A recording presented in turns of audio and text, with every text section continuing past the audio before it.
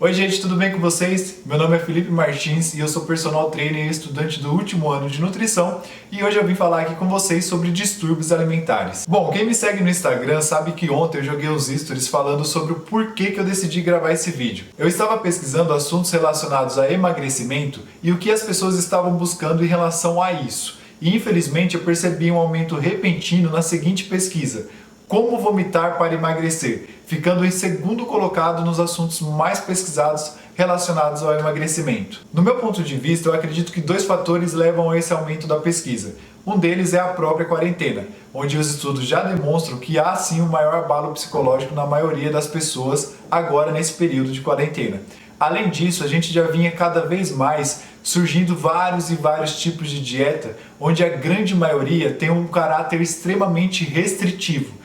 E isso não é legal e também são gatilhos para distúrbios alimentares. A gente junta as duas coisas e de repente, infelizmente, tem essa ascensão de uma pesquisa desse tipo de como vomitar para emagrecer. Diante disso, foi aí que eu decidi gravar esse vídeo e o que eu quero mostrar para vocês nada mais é de como o padrão corporal muda no decorrer dos anos e como a mídia tem uma forte influência sobre como a gente se enxerga e o porquê que a gente não tem que se preocupar tanto em relação a isso. Então fica comigo até o final que tem muita coisa interessante nesse vídeo. Um estudo foi realizado em uma ilha antes e após a chegada da televisão. E eles perceberam que antes da chegada da mídia, as mulheres eram mais satisfeitas com o seu corpo. Inclusive nessa ilha, as mulheres com sobrepeso eram consideradas mais belas. Após a chegada da mídia, houve um aumento de distúrbios alimentares, as mulheres buscavam mais um emagrecimento excessivo e inverteu tudo. Mulheres mais magras que passaram a ser consideradas as mais belas. Outro estudo realizado na Tanzânia com 214 mulheres entre 13 e 30 anos,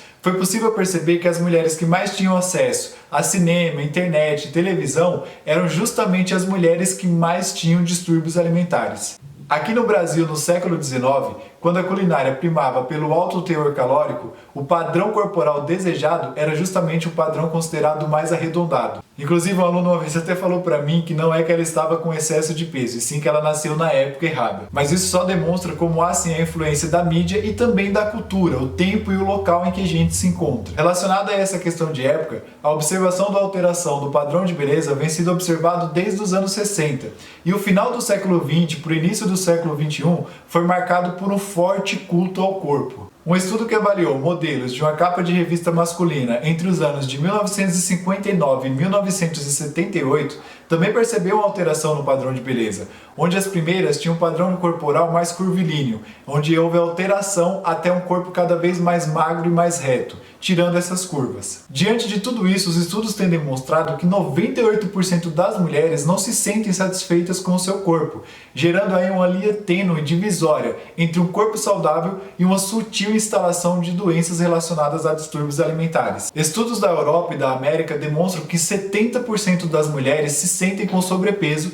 apesar de estarem classificadas como eutróficas, que é o peso adequado, ou até mesmo excesso de magreza. Inclusive, todas essas cobranças impostas pela mídia e pela cultura são até contraditórias. Alguns estudos perceberam que nos anos que mais tiveram escassez de alimento, o padrão robusto de mulheres era considerado uma coisa de poder e saúde. E hoje que há uma maior oferta de alimento é totalmente o oposto. Hoje se tem mais alimento e o padrão considerado ideal é de extrema magreza. Uma coisa interessante também é que já se percebeu que as pessoas com esse excesso de cobrança se enxergam de uma maneira muito mais negativa do que o outro enxerga ela. Isso é reforçado por outro estudo que avaliou escolares e percebeu que dos entrevistados, 71% tinham medo de engordar por preconceito da sociedade e não por uma questão de saúde. Tudo isso que eu falei é apenas uma pequena parcela de como a cultura e a mídia têm uma forte influência no padrão corporal. E falando da mídia, internet e redes sociais têm tido um papel extremamente negativo relacionados a distúrbios alimentares. Outros estudos, infelizmente, também perceberam um aumento no número de sites que incentivam essa prática do vômito após alguma refeição e ensinam algumas estratégias do emagrecimento rápido. E muito além disso, infelizmente, algumas influenciadoras já falaram em redes sociais influenciando pessoas a vomitarem após a comida ou que se olhem no espelho antes de comer algum doce ou alguma coisa do tipo. Isso pode até parecer engraçado ou uma piada para algumas pessoas, mas infelizmente é um gatilho que gera distúrbio alimentar. Inclusive, falando sobre isso, quando eu pesquiso sobre emagrecimento, eu percebo uma coisa muito triste, que na verdade a maioria das pesquisas estão relacionadas justamente com esse emagrecimento rápido, ficando sempre à frente de como emagrecer de maneira saudável. Então o que eu mais aconselho é que você passe a tomar cuidado sobre quem e o que você está seguindo, pois isso, sem perceber, pode sim te influenciar ou influenciar pessoas ao seu redor. E vocês podem até pensar que isso é uma realidade que não está próxima de vocês, mas na verdade um estudo demonstrou que 100% dos entrevistados nesse estudo não buscaram ajuda relacionada a esses assuntos de distúrbios alimentares,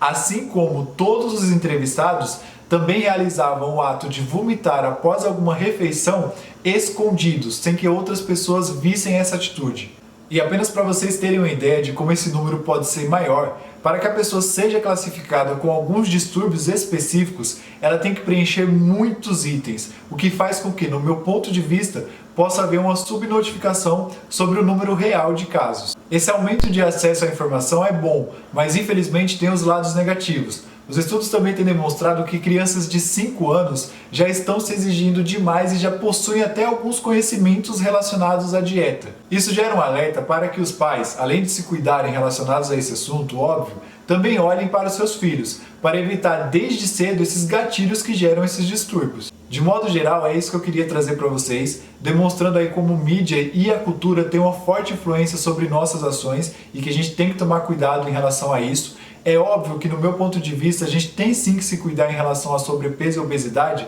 porém por uma questão de saúde. Então a gente não pode cuidar de algo gerando outro problema que também é grave. Buscando aí o que eu sempre falo nas minhas redes sociais e aqui no YouTube também, que é a questão do equilíbrio. Então, gente, é isso. Entendam que a cultura muda, o local que a gente está muda, o tempo passa e a exigência pelo padrão corporal também muda. Então apenas busque a sua saúde e o equilíbrio para evitar gerar novas doenças, ok? Não deixe isso te afetar. Cuide da sua saúde. Lembre que aqui nesse canal tem vídeo de treino caseiro para te ajudar a manter ativo na quarentena, tem vídeo de meditação para te ajudar a cuidar da saúde mental e muitas outras coisas relacionadas à saúde. Eu espero que vocês tenham gostado. Um forte abraço, tchau, tchau e até o próximo vídeo.